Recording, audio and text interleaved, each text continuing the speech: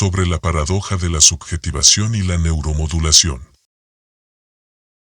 Subjetivación total y neuromodulación local. Subjetivación total. Crees que decides. Pero tu cerebro decide por vos segundos antes de que lo sepas. La neurociencia ya confirmó que la acción se inicia antes de que aparezca el pensamiento consciente. Experimentos como los de Benjamin Lever y estudios posteriores con neuroimagen muestran que el cerebro activa los circuitos motores y toma decisiones milisegundos o incluso segundos antes de que la persona sienta que eligió algo. La sensación de voluntad consciente llega después, como una interpretación tardía de procesos que ya estaban en marcha. Esto demuestra que el pensamiento no dirige la acción, sino que la racionaliza una vez que ya fue iniciada por mecanismos no conscientes. Aquí se invierte la frase tan conocida de René Descartes: pienso luego existo. Estás subjetivado por lo impersonal, luego crees que piensas con la ilusión de libertad de agencia.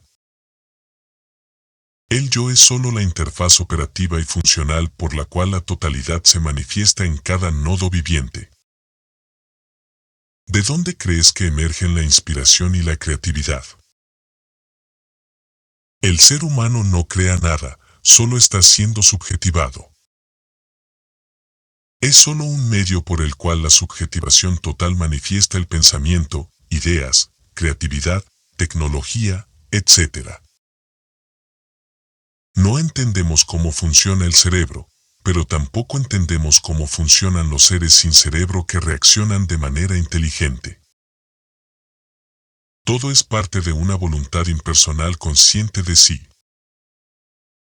Basta con observar la naturaleza para afirmar lo que aquí se está diciendo.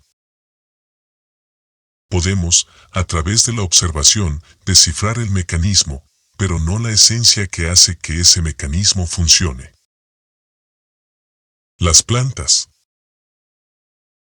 no tienen cerebro y, sin embargo, detectan luz, humedad, gravedad, amenazas químicas y responden de formas extremadamente precisas. ¿Quién piensa ahí? La interfaz es distinta, pero la manifestación es la misma. El sistema inmunológico actúa con una inteligencia funcional capaz de identificar patrones, recordar agresores y diseñar respuestas complejas sin intervención del yo. El humano no controla eso, pero sucede igual. Aquí se observa una memoria impersonal al sujeto sin necesidad de un cerebro. El término programación o memoria genética se queda corto. ¿Quién recuerda ahí? Los patrones de enjambre. Abejas, hormigas y termitas construyen estructuras perfectamente organizadas sin ningún individuo que dirija. La coordinación emerge sin un yo central.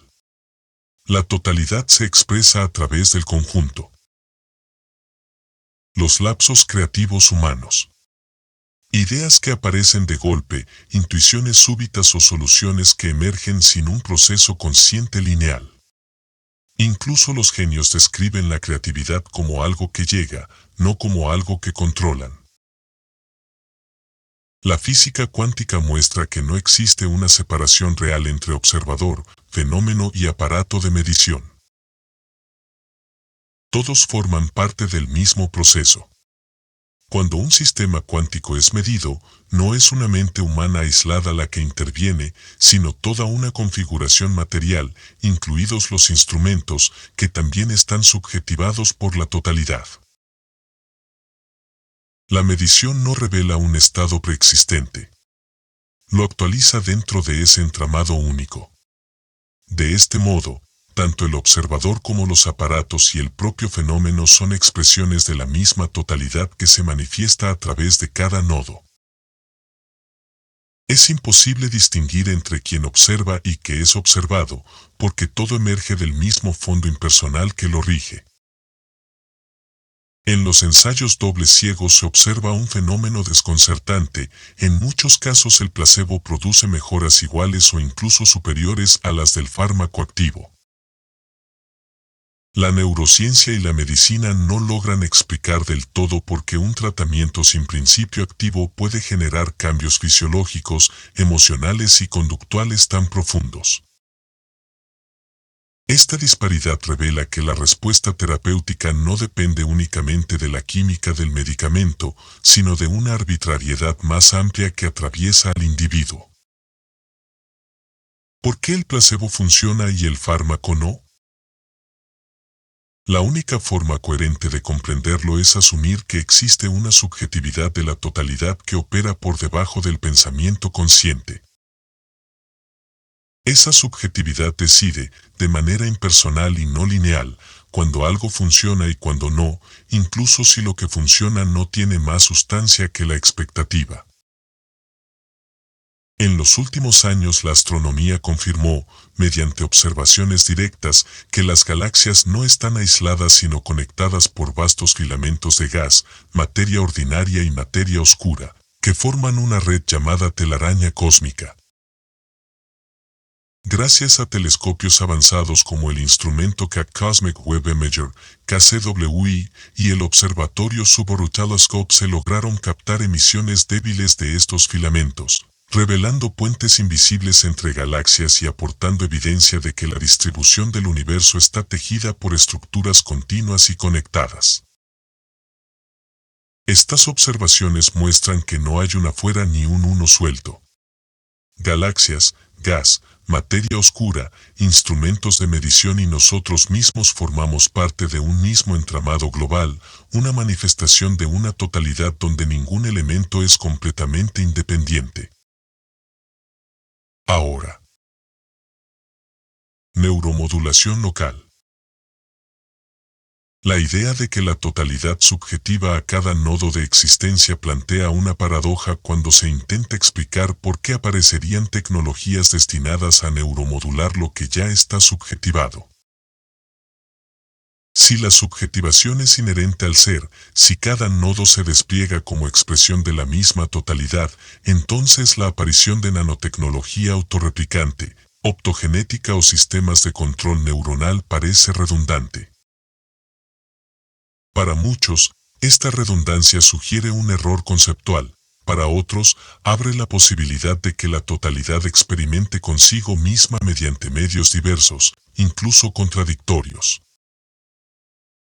La pregunta central es por qué la existencia, que ya determina a cada forma de vida, parecería necesitar instrumentos de intervención que refuerzan aquello que ya estaba decidido desde su origen. Una respuesta posible es que la totalidad no opera bajo criterios humanos de eficiencia, coherencia o finalidad.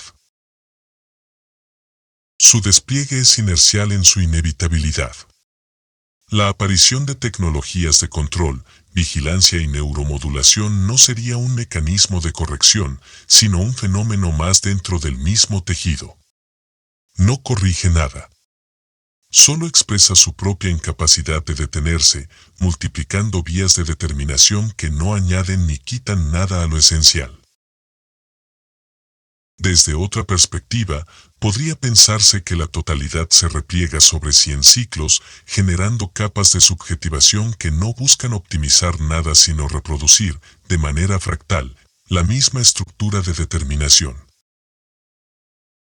Así como un organismo puede desarrollar sistemas redundantes sin un motivo claro, la existencia puede multiplicar mecanismos sin que ninguno responda a una necesidad lineal. La nanotecnología y la neuromodulación serían expresiones de la subjetivación sin sujeto, como una jungla que se destruye para construir encima de ella una ciudad.